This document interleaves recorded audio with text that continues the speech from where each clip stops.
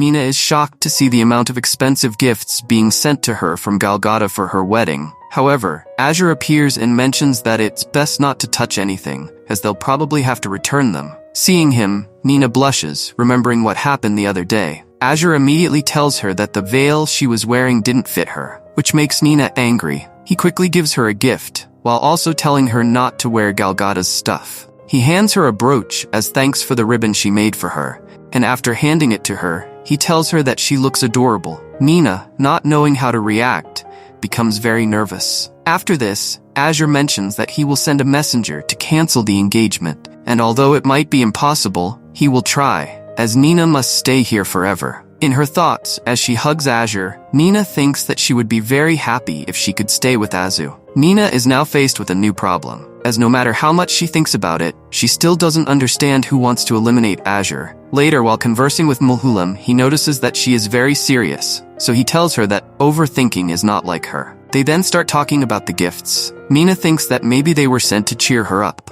Just then, the queen appears, mentioning that Mina is very carefree and simple, as she is being sent to be married in exchange for those gifts. Hearing this, Nina thinks she has heard something important, and immediately gets in front of the queen to ask her what she plans to do with Azure. The queen replies that she will just make sure that he does not forget his place. Mina then mentions that when Mulhulam becomes king, Azure can help him as his advisor. The queen, looking away, mentions that she understands this well, as it would be a great help to Mulhulam if Azure is by his side. However, she still needs to make sure that he does not come up with certain ideas. Hearing this, Nina realizes that the queen does not actually see him as an obstacle. She then proceeds to ask about the man who tried to harm them that night, describing his appearance. The queen immediately realizes that Nina is talking about Lord Bolg, but she doesn't know anything about him. Despite his high rank, she would never have such a man as an aide. Still, that man was one of the king's lapdogs, who appears at that very moment. The king now speaks to Nina and mentions that the man they were talking about a moment ago had disappeared while investigating a matter,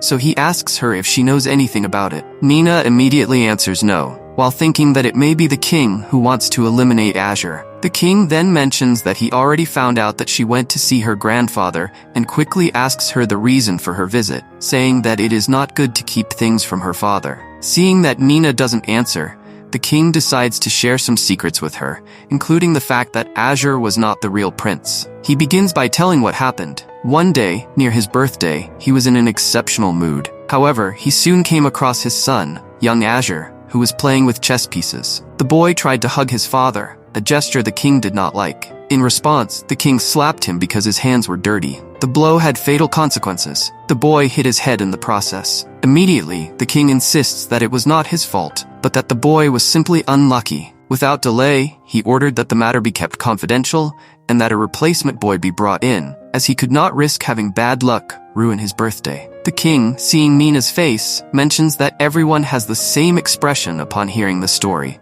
He quickly tells her that the boys are just strangers who share his blood. They are mere pawns for the country. Thus, we realize that the one who wanted to get rid of Azure was none other than the king himself. Nina quickly mentions that Azure has no intention of betraying him. He just wants to continue supporting the country. The king knows all of this, but he simply hates him. Even though Azure doesn't even have royal blood, he cares and devotes himself wholeheartedly to the kingdom without any ambition. He is so perfect that it's disgusting. Everyone relies on him and never stops praising him. Even his grandfather can't help but admire him, which makes the king feel like he has to tolerate being compared to an imposter. The king mentions that this country is his chessboard, and he rules it, so they shouldn't compare him to a mere pawn. The king now says that it's time for Nina to admit that she is an imposter, and that Azure brought her to this place. Nina, now cornered, doesn't know what to do and, remembering her grandfather's words, wonders what Alicia would do. Nina can only think of wanting to be with Azure all her life. She wants him to say her name forever. However, not wanting to lose him, she can no longer stay by his side, so she finally decides to become Alicia. With a firm voice, Nina stands up and declares that there has been a misunderstanding, as she is the one and only true Alicia. If the king doubts this, he can investigate all he wants. The king, hearing this, begins to doubt and wonders if perhaps Lord Bolg has been hasty in his conclusions. Nina then swears before the star god that she is Alicia, although deep down she knows she is lying to the god himself. The king, convinced, is glad, saying there is nothing more to discuss, and quickly asks her to leave. Mina, who knows that the heavens will punish her, doesn't care. She mentions that she will go to Gada to get married and become queen by any means necessary so that she can be the shield that protects Fortuna. However, she will only protect Fortuna if Azure is there. She can hear the will of the stars, and her eyes see to the ends of the world. Were to suffer a mysterious death, she would become the sword that would lead Galgada to annihilate Fortuna. The king, after hearing this, says that it is treason and that he doesn't care if she is his own daughter. He will never forgive her. Mina then mentions that if she dies, he will no longer have a way to keep Galgada at bay and would be left powerless, as he has been until now. Thus, Mina, with a bow, bids him farewell, telling him to enjoy his days playing with the shatar he received when he sold her, as she will protect him in his remaining years. Nina will become Alicia. She will go to Galgada to get married and ascend to queen one day, as no one else but her can do so. She knows that she will succeed and protect Azure and her freedom. After this, we now find ourselves in Azure's room. He tells Nina that she can take any book she wants, as she has been improving in her studies recently, and although some of the books there are not essential, knowledge is never wasted. Azure places a book on the table about a far western country with a different language. Meanwhile, Nina, focused on Azure's voice, mentions that it's very nice and that she could listen to it forever. Azure says that he sent a messenger to Galgada to propose postponing the wedding, hoping to buy a little more time. Hearing this, Nina thinks to herself that the messenger will never arrive. It seems that the former king already anticipated what would happen. He even foresaw Nina's decision. In order to protect Azu from the king and Fortuna from Galgada, he has decided to leave the country without Azure ever finding out, even if it means she may never see him again. Azure, noticing her distraction, asks her if something is wrong. Nina quickly changes the subject, commenting that she has too many foreign books. Azure explains that half of them are for her studies and the rest for leisure, as reading makes her feel like she's traveling, which she finds very enjoyable. Nina realizes that this is the first time she's heard about his interests and wants to know more. She tells him that she wants to relax and asks if he'll go to town with her. Deep down, Nina prays that he'll agree. She doesn't care how little time they have left. She just wants to make memories with him. When they arrive at the market, Nina immediately catches his attention. Azure asks her to cover her eyes tightly as they arrived incognito. At a fruit stand, Nina talks excitedly about the delicious fruits and confesses that she had stolen many in the past. Azure buys some, paying with a gold coin and telling the vendor to keep the change, hoping to atone for his past actions. A merchant offers Azure a small necklace for his girlfriend. Nina, hearing this, gets nervous and jokes about it, hoping that Azure will recognize it even if it's in jest. But Azure remains silent.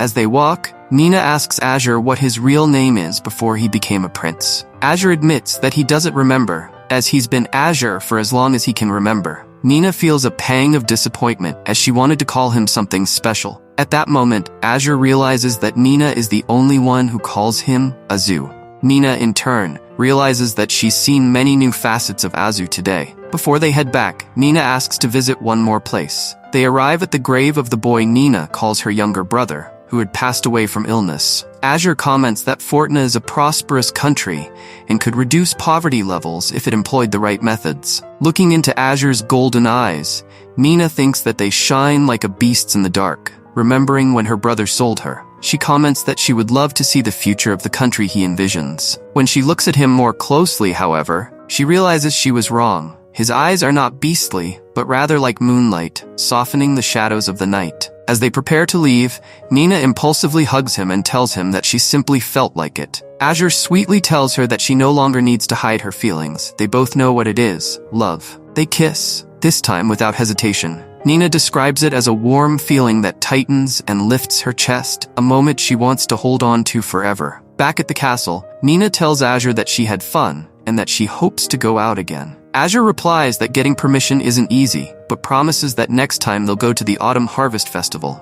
Nina knows that autumn will never come, but she realizes that Azu imagines her as part of his own autumn. Azure then mentions that he must return to his duties, but Nina stops him to thank him for giving her something so special. Azure, bewildered, doesn't understand what she means. Nina tells him that it has nothing to do with the fate of his star, it's his own decision. Another day, the maidens praise Nina's beauty in her wedding dress, commenting that she may find it difficult to put it on alone. Mina asks if they won't accompany her, and they explain that as star villagers, they can't leave the kingdom. Mina realizes that she will truly be alone, and the weight of that terrifies her. The ground beneath her seems to fade away and darkness surrounds her. Mulhulam arrives, demanding to know why she is leaving 10 days early, especially when Azure is not present. Mina replies that the former king had arranged everything. Mulhulam, crying, begs her to stay, as he wants her with him forever. Mina hugs him and tells him not to throw a tantrum, as he will never become a great man that way. She promises to take care of Fortuna and return to visit him when he becomes prominent in Galgada. The maids tearfully express their devotion to Nina, who thanks them profusely before departing. Meanwhile, Azure, who is away on royal duties, feels uneasy as if he has missed something important. Learning from a villager that everything has been resolved,